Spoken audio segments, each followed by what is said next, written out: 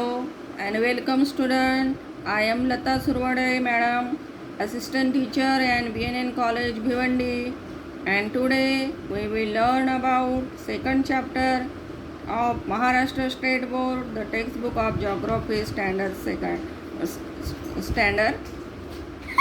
12. The first point is population compositions. Okay.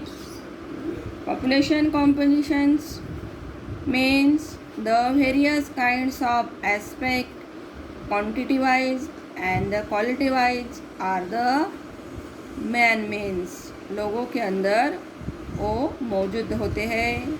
For example, number first is age structure, number second sex compositions, number third literacy and educations, number 4 is occupational structure, number 5 rural and urban composition.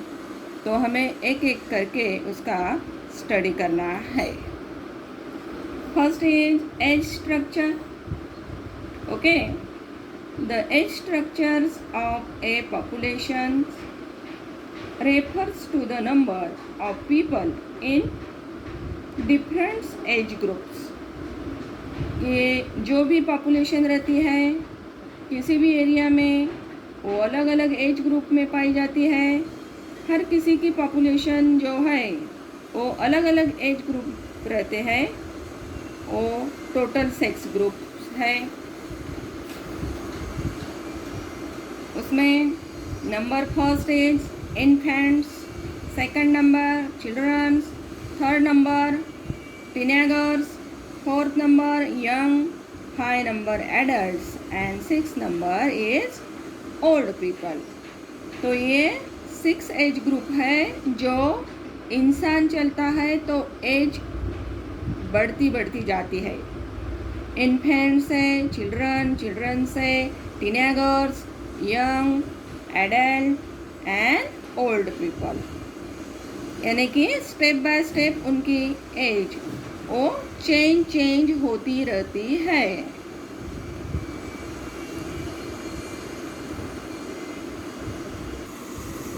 Student देखो जरा, as structure दिया गया है. 1 by 1 infants, childrens, teenagers, young, adult, old people. Okay. Population compositions means each of the age group has a share in the population. यानी कि हर एक का age group change होता रहता है. Their share in the population varies from country to country. जो भी share है हर एक का पॉपुलेशन वेरियस रहता है. इस तरह से कंट्री टू कंट्री चेंज होता रहता है. Age group, total population, each group in changes, and the population in each group changes. For example, child है तो teenagers होगा, फिर young होगा. इस तरह से वो बढ़ेगा, चेंजेस होता रहता है उसमें. Their share in the populations also varies. तो जैसे जैसे ग्रुप चेंज होते रहते हैं, उम्र बढ़ती रहती है, लोगों की उसी तरह से पॉपुलेशन में शेयर होते हैं. तो उसमें चेंजेस आते रहते हैं.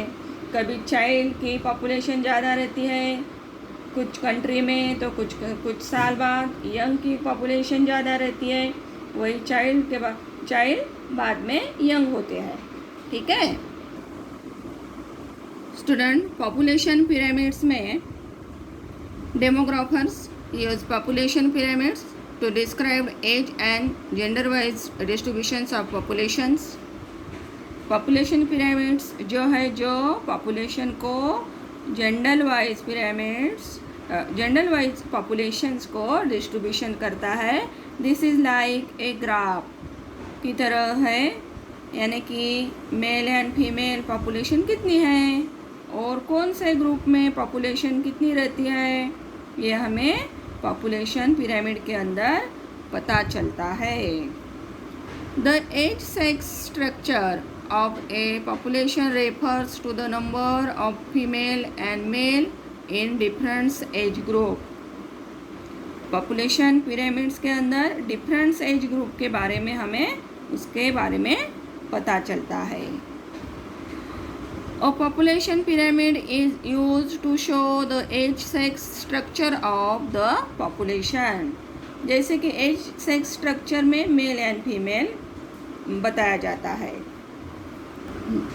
इस पिरामिड में हमें एज सेक्स पिरामिड दिया गया है. उसमें राइट साइड की तरफ फीमेल्स पॉपुलेशन दी गई है और लेफ्ट साइड में male populations group age group दिया गया है. ओके, तो ये ज़रा ध्यान देकर देखो.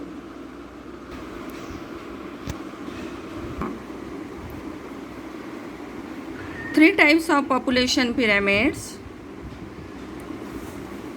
First is expansive, second constructive, third is stationary.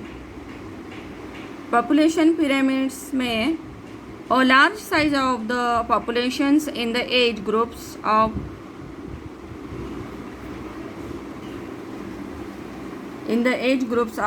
15 to 59 years indicates the changes of having a large independent working population.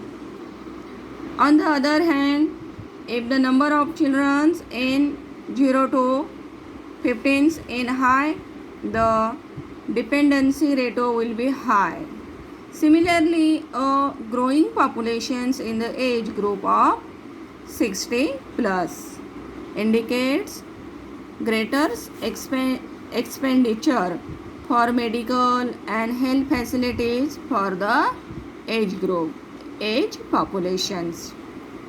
There are three main types of population pyramids. First is expansive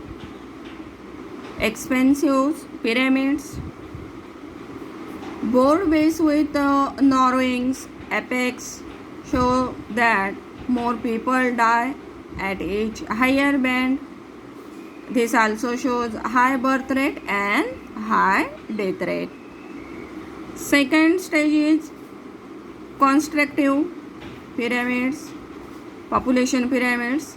उसमें base gets narrower while apex in broader. This indicates lower percentage of younger people and more of elder people. This shows low birth rate and lower death rate. And third stage is stationary population pyramid. Also, almost all age groups have some percentage very low birth rate and very low death rate. Population hardly grows. Student be attendance. The types of age structures has a direct influence on the futures of a nation, both extremes. For example, old age dependency as well as young age dependency prove to be a severe burden on the economy of a country. On the other hand, higher proportion of working population means large number of manpower. Okay, thanks.